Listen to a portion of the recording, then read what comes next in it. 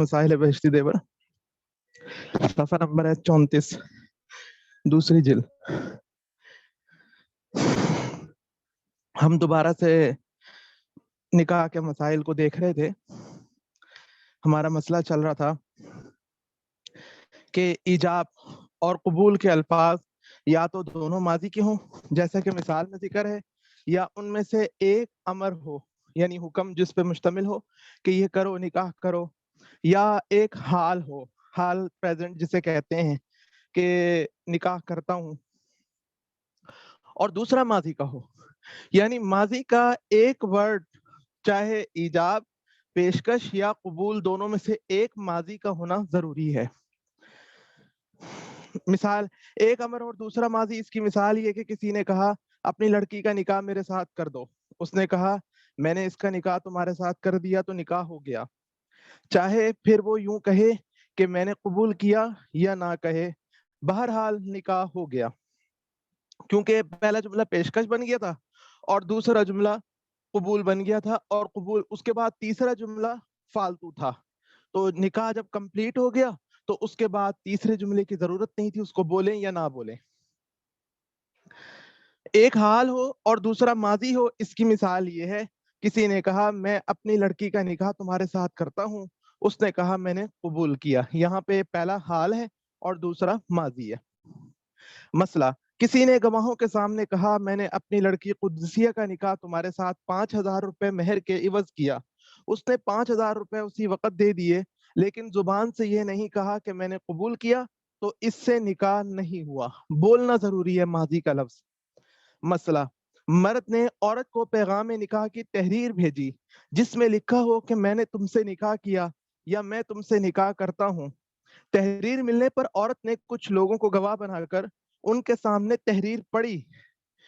اور کہا میں نے اس مرد کے ساتھ اپنا نکاح کیا، یا عورت نے گواہوں سے کہا کہ فلاں نے مجھے پیغام نکاح کی تحریر بھیجی ہے تو تم گواہ رہو کہ میں نے اس کے ساتھ اپنا نکاح کر لیا، تو اس سے بھی نکاح ہو گیا. عورت کی جانب سے ماضی کا صیغہ ہے اور مرد کی جانب سے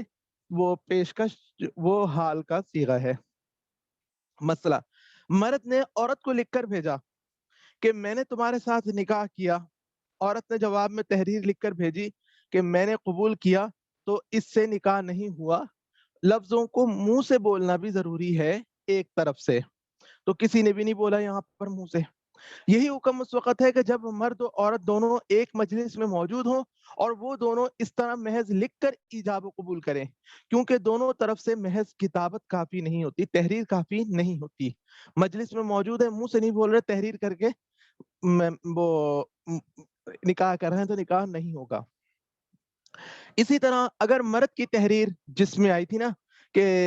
وہ مرد نے کہا میں نے تم سے نکاح کیا، تحریر لکھ کے بھیجی، عورت نے صرف اگر زبان سے ہی کہہ دے کہ میں نے قبول کیا تب بھی نکاح ہوگا. تحریر سے نکاح ہونے کا طریقہ وہ ہے جو اوپر والے مسئلے میں بیان ہوا. اوپر والے مسئلے میں ہم نے یہ پڑھا جس میں جائز ہونے کی صورت تھی، وہ یہ تھی کہ عورت مرد دو گواہوں کو کہتی ہے کہ تم لوگ گواہ رہو، فلانے نے مجھے تحریر لکھ کر بھیجی ہے کہ میں نے تمہارے ساتھ نکاح کیا، تو تم گواہ رہو میں نے اس کے ساتھ نکاح کو قبول کیا، میں نے نکاح کو قبول کیا. بھی کرنا ضروری ہے مرد کی بات کو کہ اس نے مجھے یہ پیشکش کی ہے. یا اگر عورت نے لکھ کر بھیجا تھا تو مرد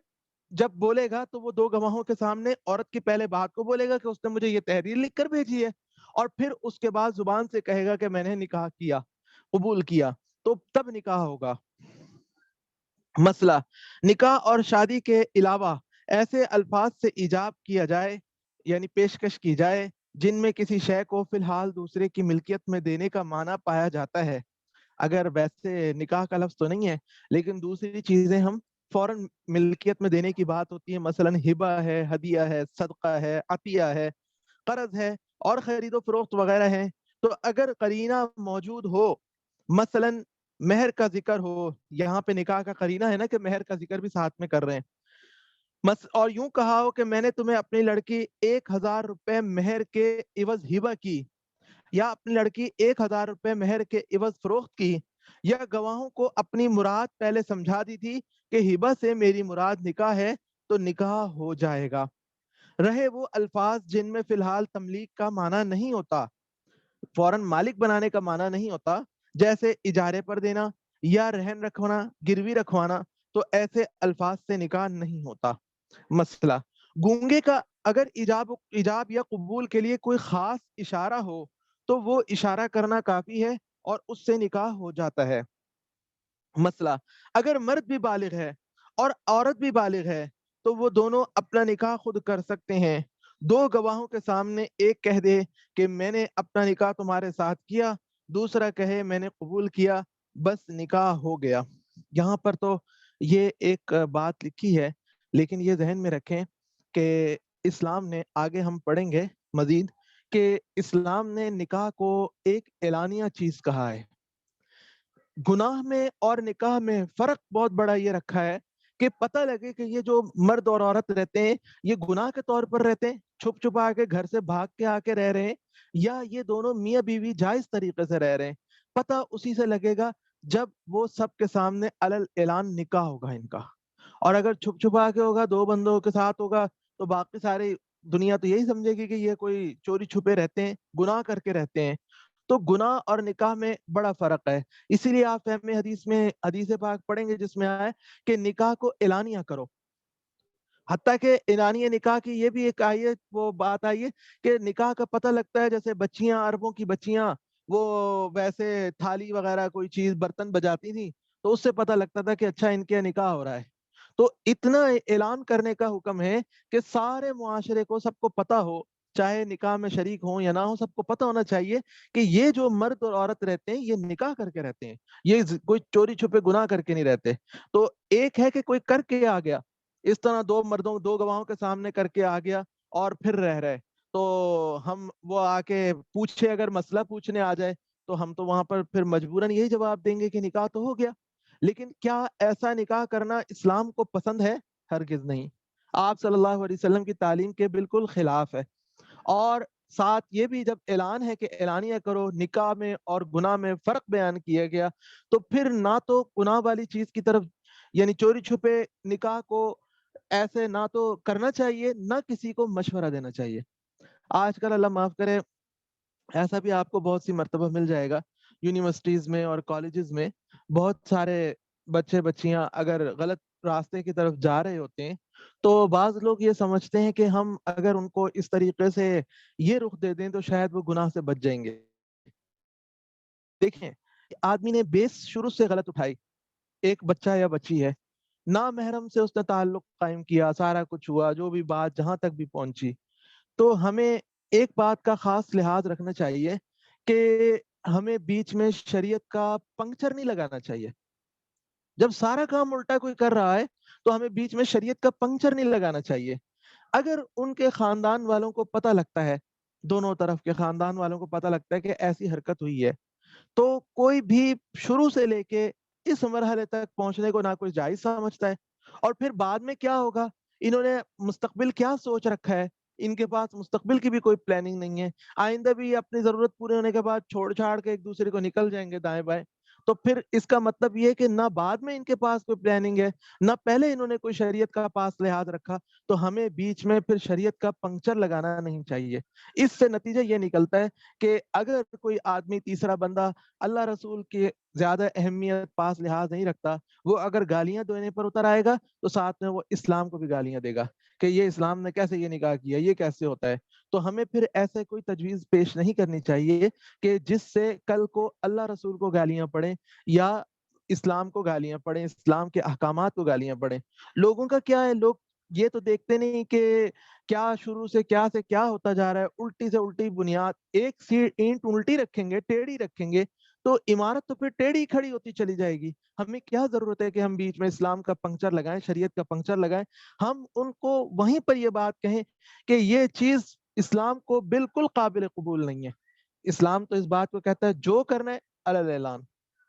تمہارے خاندان والے مانتے ہیں، اپنے خاندان میں جا کے علل اعلان نکاح کرو، تم نے پہلے کیا کیا کیا نہیں کیا ہمیں اس سے کوئی غرض نہیں ہے۔ وہ کون سا جائز کام تھا جو ہم بیچ میں تمہیں یہ کہیں کہ ہاں تم اب جائز کر لو؟ جائز کرنا ہے تو ایک ہی طریقہ ہے، پراپر طریقے سے کرو، अलल اعلان کرو. تمہاری برادری والے اپنی برادری میں جاؤ, وہاں جا کے دونوں طرف کے لوگ جا کے الل اعلان کرو, تاکہ تمہاری ساری برادری کو پتہ لگے کہ تم لوگ اگر رہتے ہو, زبردستی رہتے ہو, ماں باپ کو منا کے رہتے ہو, بغیر منائے رہتے ہو, جو بھی مسئلہ تمہارا ہے وہ سب تمہارے مسئلے ہیں, لیکن جو کرنے الل اعلان کرو. مسجد میں جا کے, اپنے علاقے کی مسجد میں جا کے نکاح کرو, تاکہ سب کو پتہ لگے کہ تم لوگ زنا کر کے, کوئی گناہ کر کے نہیں رہتے ہو, اعلان نکاح کر کے رہتے ہو, تاکہ آگے کی طرف پلاننگ صحیح ہو.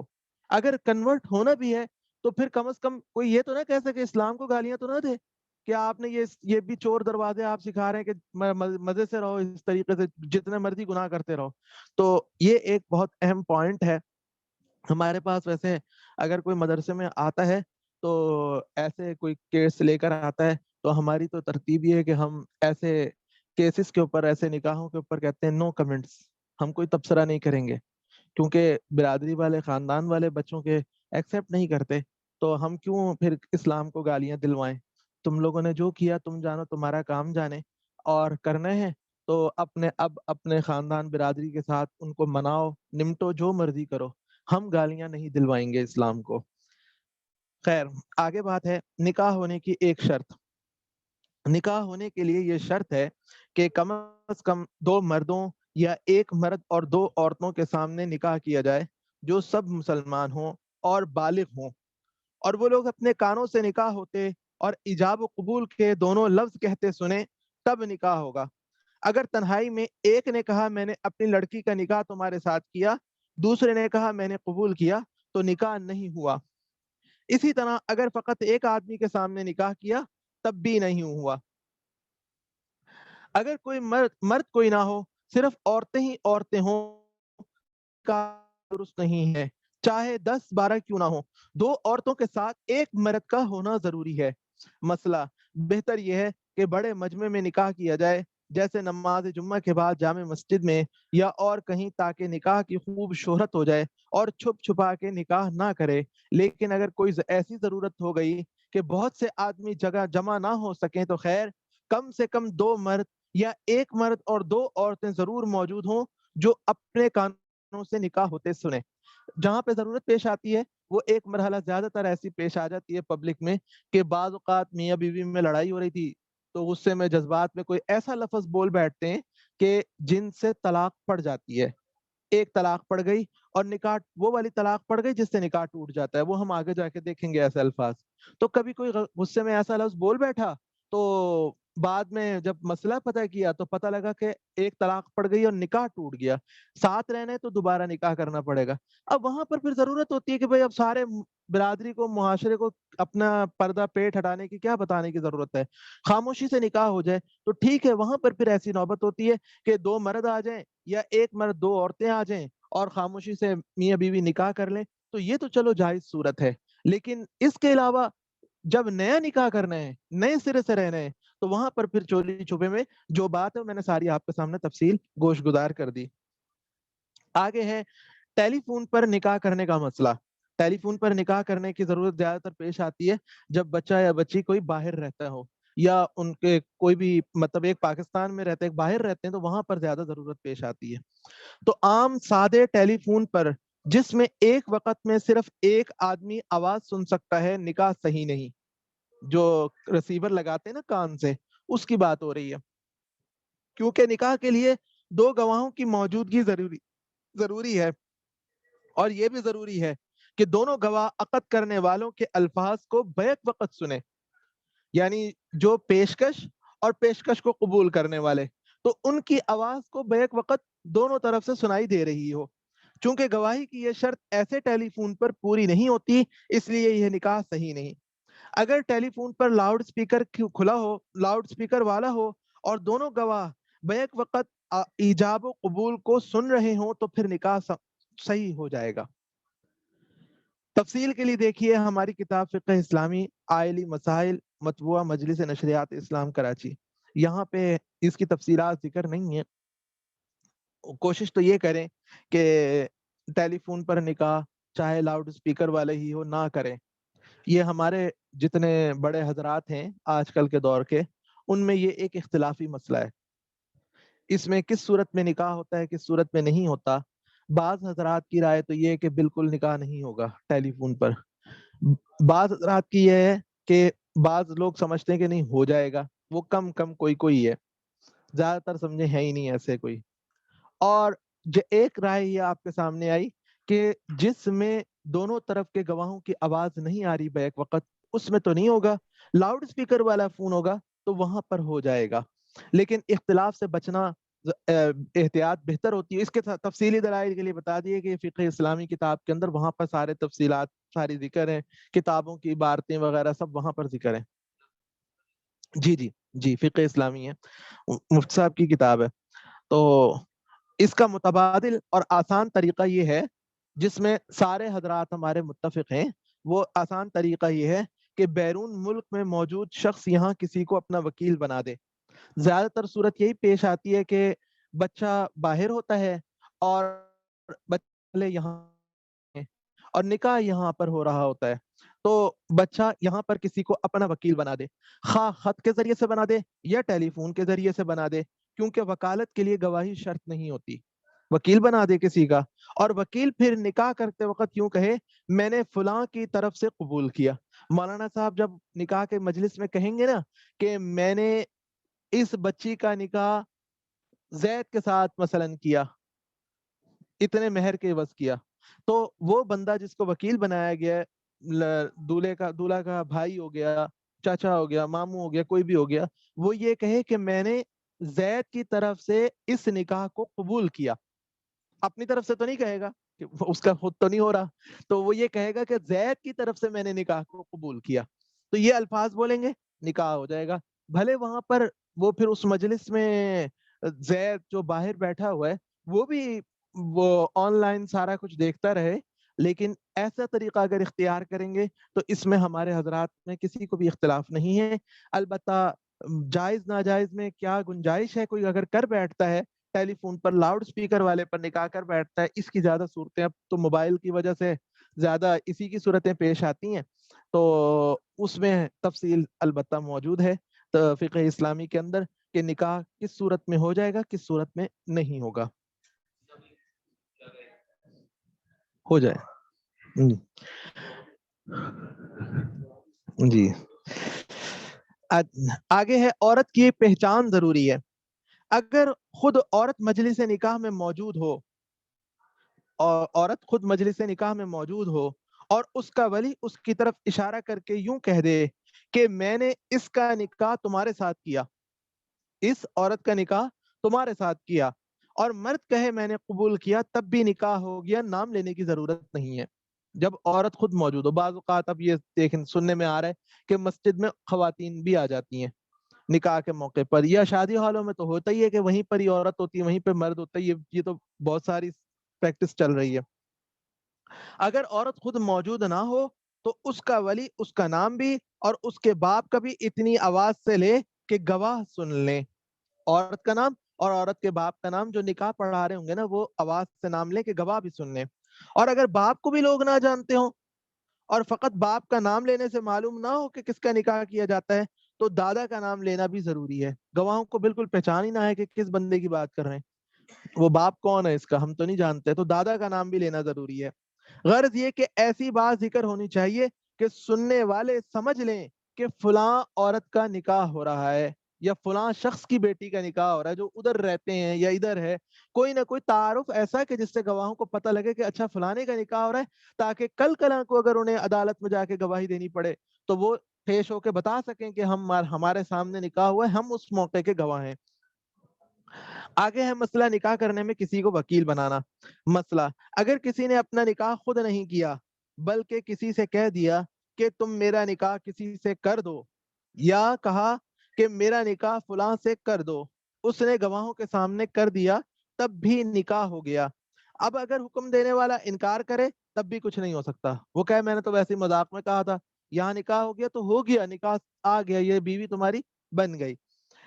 مسئلہ، اگر مرد دور ہونے کی وجہ سے مجلس نکاح میں خود حاضر نہیں ہو سکتا تو وہ کسی کو اپنا وکیل مقرر کر سکتا ہے جو قبول کے وقت اس طرح کہے میں نے اپنے موکل کی طرف سے قبول کیا،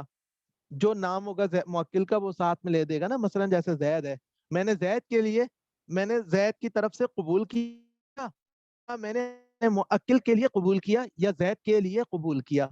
کوئی بھی لفظ بولے دونوں میں سے نکاح اس سے ہو جائے گا۔ اب ہے نکاح کی دونوں جانبوں کا ایک شخص ذمہ دار بن جائے، نکاح کے دونوں جانبوں کا یعنی پیشکش کا بھی اور قبول کرنے کا، ایک ہی لفظ دونوں باتیں بولے، اس کی صورتیں،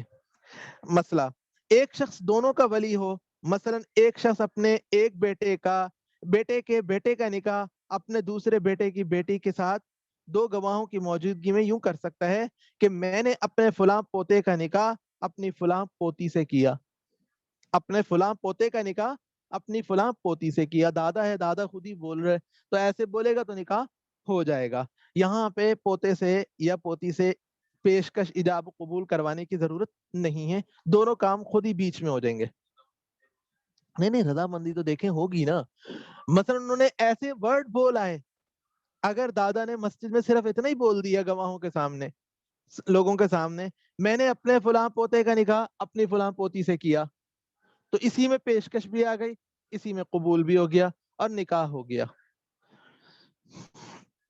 دونوں کا وکیل ہو جی، نہیں بچے بچی کی رضامندی تو پہلے سے ہوگی، مطلب یہ ہے کہ دیکھیں ایسا ہوتا ہے اصل میں کہ ہمارے پاس نا بعض اوقات ایسے مسائل آ جاتے ہیں کہ جب ہم نکاح کے یہ مسائل ذکر کرتے ہیں نا کہیں پر، تو پتہ لگتا ہے بڑے بڑے عجیب مسئلے آتے ہیں لوگوں کو، جب علم حاصل ہوتا ہے نا تھوڑا بھی، تو وہ کہتے ہیں فلانے وقت تو فلانے کا نکاح ایسے ہوا تھا، فلانے وقت فلانے نے صرف یہ بول دیا تھا، تو اس کے بعد اتنے عرصے سے ساتھ رہ رہے، نکاح ہوا نہیں ہوا کیا نہیں ہوا، تو پھر اس وقت پتہ لگتا ہے کہ پبلک میں بس اللہ تعالیٰ کی طرف سے ایک نظام ہے، بہت کچھ چیزیں پریکٹس میں چل رہی ہیں، تو جب پرتیں کھلتی ہیں تو پتہ لگتا ہے کہیں پہ کچھ ہو گیا کہیں پہ کچھ ہو گیا، تو ایسی بھی صورت آ سکتی ہے کہ مثلا دادا نے جا کے صرف اتنا ہی بول دیا گواہوں کے سامنے، میں نے اپنے پوتے کا نکاح فلاں پوتے کا نکاح فلاں پوتی سے کیا، تو کیا اب اگر کوئی سوال ہمارے پاس آ جائے کہ اس میں پیشکش کہاں تھی، پیشکش کو قبول کرنے کا مسئلہ تھا نہیں تھا، تو کیا اس سے نکاح ہو گیا نہیں ہو گیا، تو جب ہم کتابیں کھول کے دیکھیں گے، اس کو سارا کچھ کریں گے، تو ہمارے سامنے یہ مسئلہ یہاں پر آ گیا، اس کا خلاصہ کہ ایسی صورت میں نکاح ہو جاتا ہے، ایک ہی شخص دونوں جانبوں کا وکیل نکاح کے اندر بن سکتا ہے۔ اصل میں فرق یہ ہوتا ہے کہ ایک شخص نا، خرید و فروخت والے بھی معاملات ہوتے ہیں نا، نکاح بھی معاملہ ہے، تو خرید و فروخت میں ایک شخص دونوں جانبوں سے نہیں بن سکتا، وہ خود ہی کہے میں نے بیچا میں نے خریدا، ایسا نہیں ہو سکتا، میں نے فلانے کے لیے خریدا فلانے کے لیے بیچا، ایسا نہیں ہو سکتا، نکاح میں یہ شرط نہیں ہے، نکاح میں ایک ہی شخص دونوں جانبوں کا وکیل بن سکتا ہے نکاح میں، اور ڈیلنگ معاملات یہ بھی ہے معاملات وہ بھی ہے، لیکن نکاح میں اور اس میں تھوڑا سا فرق ہے۔ دونوں کا وکیل ہو، مثلا ایک مرد اور ایک عورت دونوں نے زید کو اپنا نکاح کرنے کا وکیل بنا دیا، اور زید نے گواہوں کی موجودگی میں یوں کہا کہ میں نے اپنی فلاں موکلہ کا نکاح اپنے فلاں موکل سے کیا، تو نکاح ہو گیا۔ مثلا یوں کہہ لیجئے کہ نکاح پاکستان میں ہو رہا ہے، اور ایک طرف سے بچہ ہے امریکہ میں اور بچی ہے کینیڈا میں یا لندن میں، اب نکاح کے مجلس سارے خاندان والے پاکستان میں ہیں، تو یہاں پر جو دونوں کا کہہ لیں دونوں کے ماموں ہیں، انہوں نے ان کو وکیل بنا دیا، تو اب جو ماموں یہاں پر ہیں وہ یہی بولیں گے نا کہ میں نے فلاں بچی کا نکاح فلاں بچے سے کیا، تو یہ بھی کافی ہو جائے گا، تو اس میں اس پیشکش کو قبول کرنے کی ضرورت نہیں ہوگی۔ ایک جانب سے خود اصل ہو اور دوسرے کا وکیل ہو، مثلا زید ایک عورت خدیجہ سے نکاح کرنا چاہتا ہے، خدیجہ نے اپنا کرانے کے لیے زید کو وکیل بنا دیا کہ تم میری طرف سے میرے نکاح کے وکیل ہو، تو زید اگر گواہوں کی موجودگی میں یوں کہہ دے کہ میں نے اپنی موکلہ کے ساتھ نکاح کیا، تو نکاح ہو گیا، میں نے اپنی موکلہ کے ساتھ نکاح کیا تو نکاح ہو گیا، یعنی یہ صورت ویسے بن جائے گی نا جیسے میں نے ابھی بتایا کہ وہ میاں بیوی میں جب کوئی ایسے الفاظ بول بیٹھے کہ ایک طلاق بائن پڑ گئی ہے، اب وہ چوری چھپے بس مولانا صاحب سے مسئلہ پوچھا، وہیں پر ہی وہ نکاح کرنا چاہ رہے ہیں خاموشی سے دوبارہ، تو دو گواہوں کی موجودگی میں عورت نے پہلے خاوند کو کہہ دیا کہ میں تمہیں اپنے سے نکاح کرنے کا اپنا وکیل بناتی ہوں، تو اب مرد نہیں آئے، عورت کو مسجد میں آنے کی ضرورت نہیں ہوگی، مدرسے میں یا مسجد میں آنے کی بھی ضرورت نہیں ہوگی، وہیں پر وہ کہے گا، خامن خود ہی بول دے گا کہ میں نے اپنا نکاح فلانی جس نے مجھے وکیل بنایا ہے فلانی عورت سے میں نے اس کے ساتھ کیا، تو گواہوں نے سن لیا، مہر طے ہو گیا تو نکاح ہو جائے گا یہاں. ہاں جی. تو یہاں پر بھی دیکھیے کہ وہ ایک طرف سے بندہ خود اصل ہے اور ایک طرف سے وکیل ہے، لیکن پیشکش کے الفاظ اور قبول کرنے کے الفاظ، پیشکش کو قبول کرنے کے الفاظ دونوں ایک ہی طرح، یعنی ایک ہی بندہ ایک ہی طرف سے بولے جا رہے ہیں، تو علیحدہ علیحدہ لفظوں کے بولنے کی ضرورت نہیں ہے، اسی میں نکاح ہو جائے گا. اس کی مزید 2 صورتیں بھی ہیں، وہ انشاءاللہ اگلے سبق کا ٹائم ہو گیا تو کل انشاءاللہ. جی. زبردستی اگر الفاظ کہلوائے جائیں تو نکاح ہو جائے گا یا نہیں؟